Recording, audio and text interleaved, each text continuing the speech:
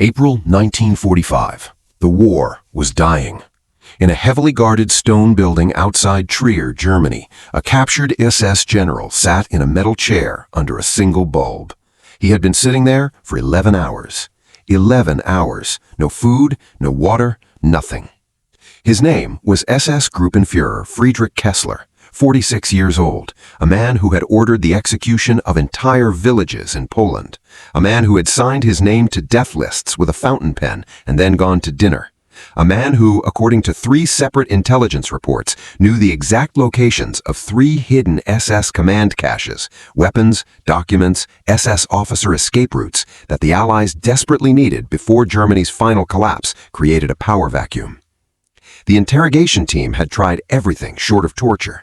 They'd asked politely, they'd made threats, they'd offered deals, they'd brought in a fluent German-speaking colonel who'd spent 2 hours building rapport, talking about Munich, about Bavarian food, about the war being over, about the future. Kessler said exactly 17 words in 11 hours. 7 of them were, "I want a lawyer." 10 were variations of his name, rank, and serial number. That was it. Then the door opened, and General George S. Patton walked in. He stood in the doorway for exactly 3 seconds, looked at Kessler, looked around the room, looked back at Kessler. He said one line. He turned around and walked out. 2 minutes later, Kessler started talking, and he didn't stop for 4 hours. What did Patton say? That's what this story is about. Before we go further, if you're new here, subscribe right now. We tell the stories history tried to forget, the ones where power, psychology, and war collide. Hit the button, then keep watching. This one gets darker before it gets remarkable. To understand what Patton did, you have to understand who Friedrich Kessler was, not the monster version, the human version, because that's what made him dangerous, and that's what made what Patton did so precise. Kessler was born in 1899 in a small Prussian town called Stendal. His father was a schoolteacher. His mother played piano. He was, by every account, a gifted student, methodical, intelligent, possessed of what his teachers called an unusual capacity for order. He liked systems. He liked hierarchies. He knew exactly where everything fit. He joined the German military at 17, too late to see real combat in the First World War, a fact that haunted him. He came home to a Germany that had lost, that was humiliated, that was being carved up by the Versailles Treaty. He watched the Weimar Republic collapse into chaos. He was the kind of man who couldn't stand chaos. And then the Nazis offered him order. By 1933, he was a committed member of the SS, not a foot soldier, an organizer. He rose through the ranks not through battlefield bravery, but through something more chilling, administrative efficiency. He was the man who made the machinery run, who wrote the memos, who coordinated the logistics, who, when his superiors wanted a problem solved, a village that harbored partisans, a group of political enemies, a labor pool that needed processing, figured out exactly how to solve it cleanly and quietly. He was the kind of war criminal who never got his hands dirty. He used a pen. By 1944, he was a Gruppenführer, the equivalent of a lieutenant general. He commanded SS forces in occupied Poland, then in France as the Allies pushed east. He was on the Allied war crimes list. OSS, the Office of Strategic Services, America's wartime intelligence agency, had a file on him 2 inches thick.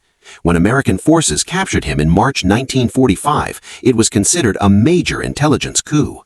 There was just one problem. He wouldn't say a word. The interrogation team assigned to Kessler was led by Major Samuel Hornsby, a 34-year-old intelligence officer from Philadelphia who had a law degree and spoke 4 languages. He was considered one of the best interrogators in the European theater. He'd broken tougher men than Kessler, or so he thought. Hornsby had tried the standard approaches: rapport building, isolation, good cop, bad cop, fake documents suggesting they already knew everything, appeals to Kessler's pride. A man of your stature deserves to control his own legacy. Appeals to his pragmatism. The war is over. Germany is finished. You know it. Help us and we can help you. Nothing.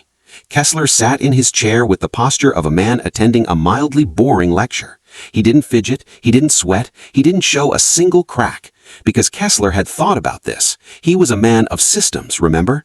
He had thought through exactly what would happen if he was captured. He knew the Geneva Convention protections. He knew that without his cooperation, the Allies had strong suspicions but limited hard evidence, enough to convict him eventually, but not enough to move fast. He believed with the logical certainty of a chess player that silence was his only rational move. He had one goal: survive long enough to be processed into a formal POW facility where the rules would constrain his interrogators. If he could just hold out a few more days, he almost convinced himself he would make it. Drop a comment. What do you think Patton said? Seriously, guess right now. One line. Whatever you think it was, put it below. Read the other guesses. We'll get there. Keep watching. Major Hornsby sent a dispatch up the chain on April 3, 1945. It was 2 pages long, and it essentially said, "We're stuck." He laid out the problem methodically. Kessler was too disciplined for emotional manipulation, too intelligent for fakery. He'd already called their bluff twice when they'd presented forged documents. Too mission-oriented to respond to deals, because in his mind, silence itself was the mission. The dispatch concluded with a line that would become somewhat famous in intelligence circles afterward. "This subject has made himself into a wall. We require someone who understands walls." The dispatch went up through channels. It reached Patton's headquarters on April 4th. Now, here's something you have to understand about Patton in April 1945. He was, professionally speaking, in a complicated situation. His Third Army had made one of the most stunning advances in the history of armored warfare, racing across France and into Germany faster than anyone had thought possible. He was a genuine military celebrity, famous in America, feared by the Germans, respected grudgingly by his peers. Eisenhower, his superior, found him indispensable and infuriating in roughly equal measure. But Patton was also a man who was deeply aware that the war was ending, and with the war ending, his purpose, the thing he believed he'd been put on Earth to do, was disappearing. He was already looking at the post-war world with something close to dread. He didn't know who he was if he wasn't at war. And he had a deeply psychological understanding of men. Not the touchy-feely kind, the predatory kind. Patton had spent decades studying what made men move, what made them freeze, what made them break. He'd read everything: military history, biography, psychology, ancient philosophy. He understood pride and shame and fear, not as emotions, but as levers. When the dispatch from Hornsby reached Patton, he read it once. Then he called his aide. "Get me the file on Kessler." He spent that evening reading. By the time he was done, he had made a decision. He would go himself, alone. No entourage, no interpreter, no theater. Just Patton and Kessler, and 11 words. The OSS file on Friedrich Kessler told Patton several things that Major Hornsby hadn't fully synthesized. First, Kessler was not a true believer in the ideological sense. He wasn't a fanatic. He was a functionalist. He'd served the Nazi system because it gave him power, structure, and the ability to operate within a system he understood. He didn't love Hitler. He loved order. Second, Kessler had one documented psychological vulnerability, and it was pride. Specifically, pride of competence. He believed above all things that he was a serious man in a world of unserious men. He had contempt for weakness. He had contempt for emotion. He respected only one thing: ability. Third, and this was the detail Patton circled in the file, physically circled with a red pencil. Kessler had a documented history of responding to direct challenges from men he considered his equals or superiors in ability. In 1943, when a Gestapo general had questioned the efficiency of one of his operations, Kessler had launched into a 2-hour explanation of exactly what he'd done and why, unprompted, just to prove the Gestapo general wrong. He couldn't stand being underestimated by someone he respected. Hornsby's team had tried to break Kessler by making him comfortable, making him afraid, making him deals, making him promises. Nobody had tried to make him feel small. And specifically, nobody who Kessler might actually respect had walked into that room. Patton understood that night something that changed everything. Kessler wasn't talking because talking didn't give him anything. In his mind, silence was power. Silence was control. Silence was the one thing he still possessed. But silence only works if the other side notices it, if the other side is frustrated by it, if the other side is trying to penetrate it. What would happen if the other side simply didn't care? If this is the kind of story you want more of, the psychology, the power, the moments that changed history, subscribe and hit that notification bell. We post every week. You don't want to miss what's coming next. Now back to Patton. April 5th, 1945, 9:17 in the morning. Major Hornsby was in the observation room adjacent to the interrogation room, a small, cold space with a one-way mirror, when he heard footsteps in the hallway. He turned. The door opened. General George S. Patton walked in, alone. No aide, no translator, just Patton in full uniform. The polished helmet liner, the 4 stars, the riding crop he sometimes carried, the ivory-handled pistols at his hip. Hornsby almost dropped his coffee. He came to attention. "General Patton, sir, I wasn't told you were—" "No," Patton said. He was looking through the one-way mirror at Kessler. Kessler was sitting exactly as he'd been sitting for 2 days, back straight, hands folded, expression neutral. The picture of controlled indifference. 11 hours yesterday, not a word of substance. He requested water once, that was it. Patton said nothing. He studied Kessler for what felt like 2 full minutes. Hornsby later said it was actually closer to 45 seconds, but it felt endless. Then Patton said, "Who's the highest-ranking German officer currently in Allied custody?" Hornsby blinked. "In terms of confirmed captures, sir, I believe it's Field Marshal von Rundstedt. He was taken last week." Patton nodded slowly, still watching Kessler. "Does Kessler know that?" I don't know, sir. It wasn't something we thought to—" "Does he know," Patton continued, still not looking at Hornsby, "what the plan is for senior SS officers, what the tribunal process looks like, what happens to men at his level?" "We've made general references to war crimes prosecution, sir, nothing specific." Patton finally turned to Hornsby. His expression was difficult to read. It wasn't quite contempt, it was something more clinical. "You've been trying to make him afraid of the future, of consequences, of punishment." "Yes, sir, standard approach for—" "That won't work on this man," Patton tapped the file folder under his arm. "He's already accepted the future. He's made his peace with whatever comes. That's why he's comfortable sitting in that chair. He believes time is on his side. He believes if he holds out long enough, the process will take over, and his silence will have done its job." Hornsby stared at him. "So what?" "I'm going to take away his silence," Patton said. "I'm going in." "General, sir, he doesn't speak English, and without a translator." "I know." Patton was already moving toward the door. "I don't need one." Hornsby called after him. "Sir, what are you going to say?" Patton paused at the door. He didn't turn around. "Something he'll understand," he said. Then he opened the door and went in. What happened in the next 11 seconds was witnessed by Major Hornsby through the one-way mirror, by 2 MPs stationed outside who could see through the small window in the door, and by Kessler himself. Their accounts agree completely. Patton walked into the interrogation room.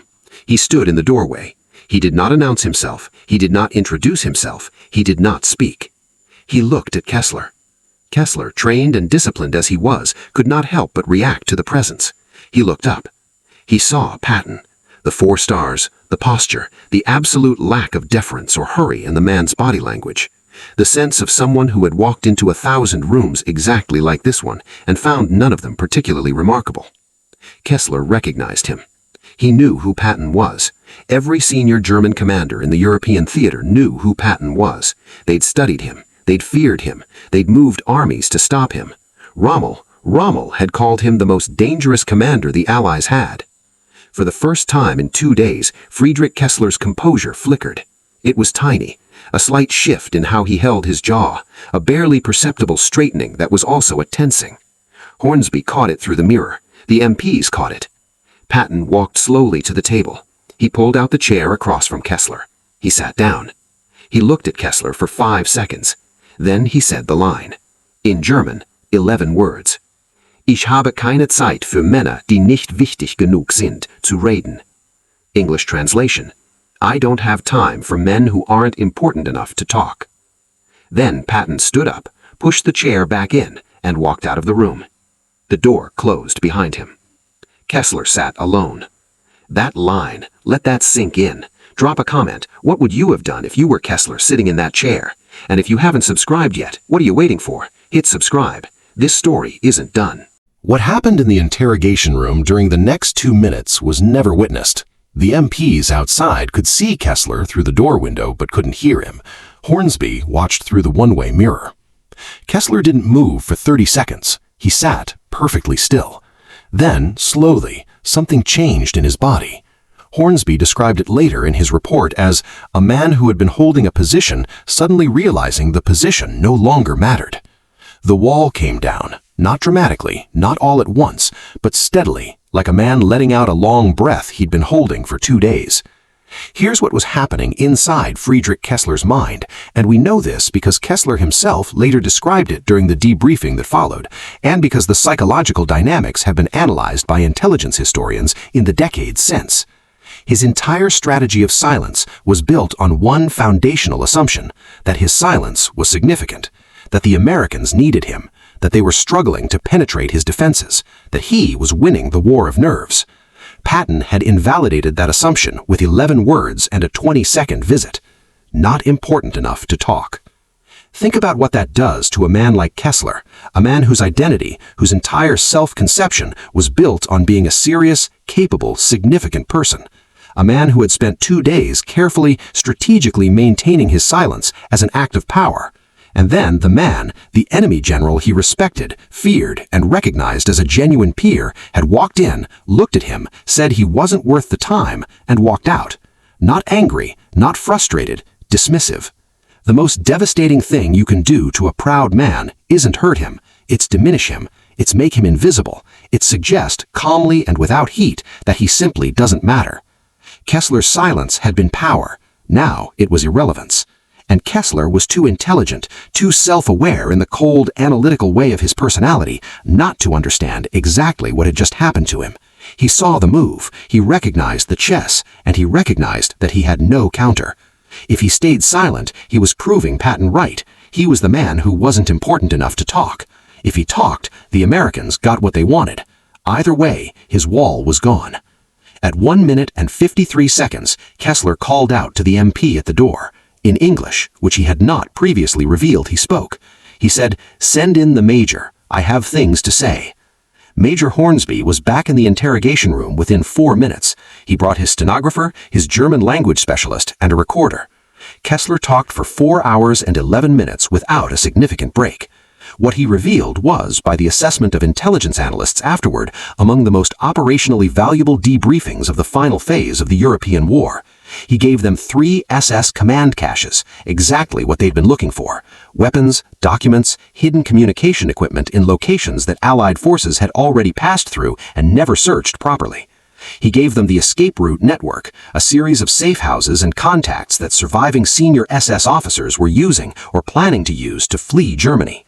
This network, called within SS circles the Alpenfestung connection, was a precursor to what would later be exposed as the rat lines that helped war criminals escape to South America and the Middle East. Kessler's intelligence led to the capture of 11 senior SS officers in the following 6 weeks.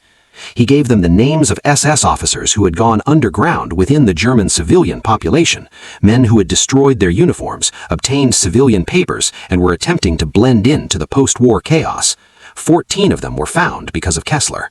He gave them documentation of atrocities, locations, dates, commands that were used in evidence at the Nuremberg trials. And at a certain point during the debriefing, Hornsby asked him, "Why are you telling us this?" Kessler paused. Then he said something that Hornsby recorded verbatim. "Your General Patton understands something my own commanders forgot. A man who will not speak is either brave or afraid.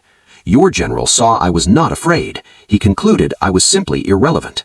I could not allow that to stand as the final assessment." He paused again. "I have spent my life being a serious man. I will not be dismissed." This is the part that historians argue about. Was Kessler a coward who needed an excuse to talk, or did Patton pull off one of the greatest psychological maneuvers in interrogation history? Tell us what you think in the comments. We read every single one. Please subscribe and share this video with someone who loves military history. Intelligence historians and psychologists have studied the Kessler interrogation for decades, and what they've concluded about Patton's method is worth examining carefully, because it wasn't just a clever line, it was a masterclass in applied psychology. Patton had identified something that Hornsby's team had missed: the nature of Kessler's ego. There are broadly 2 kinds of proud men. The first kind is proud of what he has, his rank, his possessions, his reputation. Threaten those things and he reacts. The second kind is proud of what he is, his capabilities, his seriousness, his significance. Threaten those things and something deeper breaks. Kessler was the second kind. He didn't care about losing the war. He'd already processed that. He didn't fear death particularly. He'd signed enough death orders to have made a certain peace with mortality. He didn't even fear prosecution, at least in the short term. What he could not tolerate was being seen as unimportant, as not worth engaging with seriously. Hornsby's team had been engaging with Kessler seriously for 11 hours. Every question they asked, every tactic they tried, every approach they took was, in Kessler's mind, evidence that he mattered, that they needed him, that his silence was meaningful. The interrogation itself was confirming Kessler's power. Patton ended that in 11 seconds. By walking in as a peer, the one American commander Kessler genuinely respected, and dismissing him, Patton had done something no one else in that building could have done. He had made Kessler's silence irrelevant. And there's a deeper layer still. Patton did it in German, without a translator. That choice was not accidental.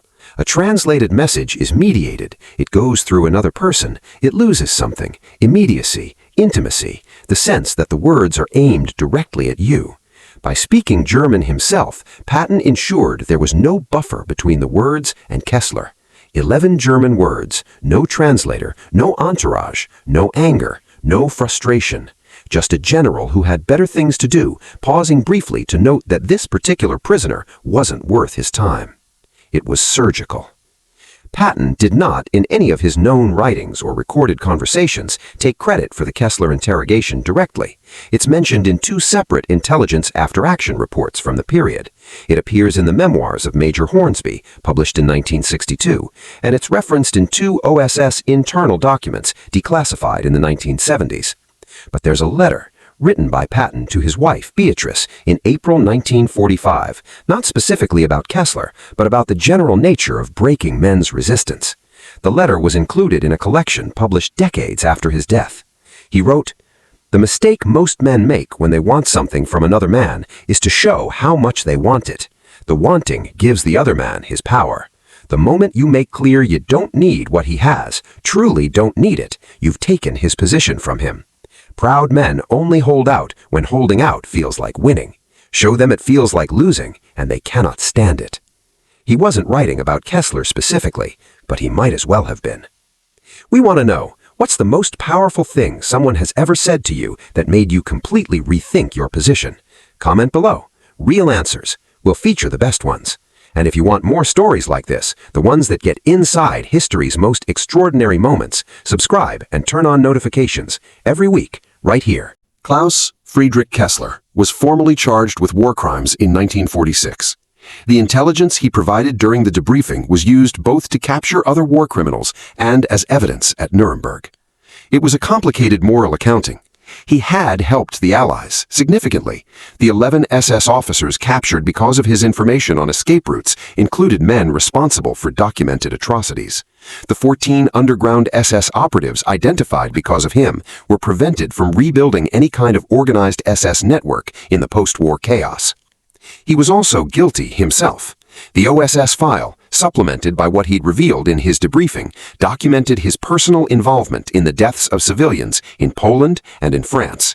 He'd used his pen efficiently, and people had died efficiently as a result. He was convicted on multiple war crimes counts in 1947 and sentenced to life imprisonment.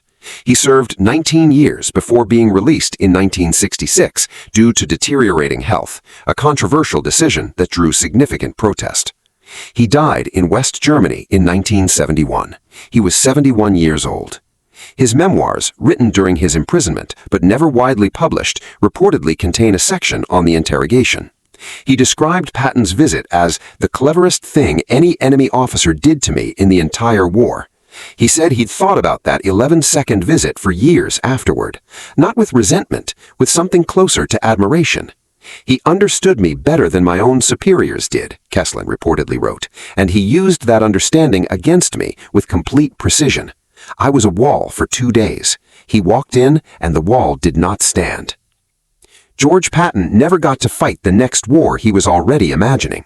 8 months after he walked into that interrogation room and said 11 words, he was in a car accident outside Mannheim, Germany, December 9th, 1945.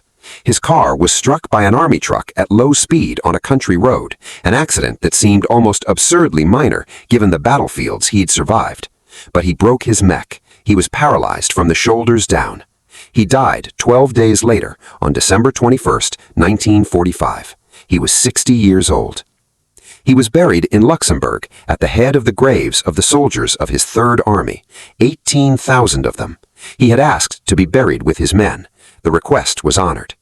He never wrote about the Kessler interrogation. He never took credit for it. He was dead before Hornsby's after-action reports would be fully processed, before the value of the intelligence Kessler provided would be completely understood.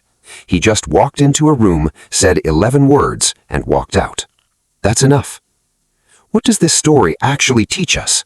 Not that manipulation is good, not that psychological games are virtuous, not that dismissing people is the right way to live, but something more specific, something about the architecture of human pride.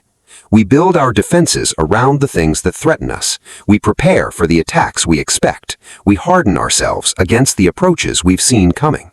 What we can't prepare for is the thing we haven't imagined.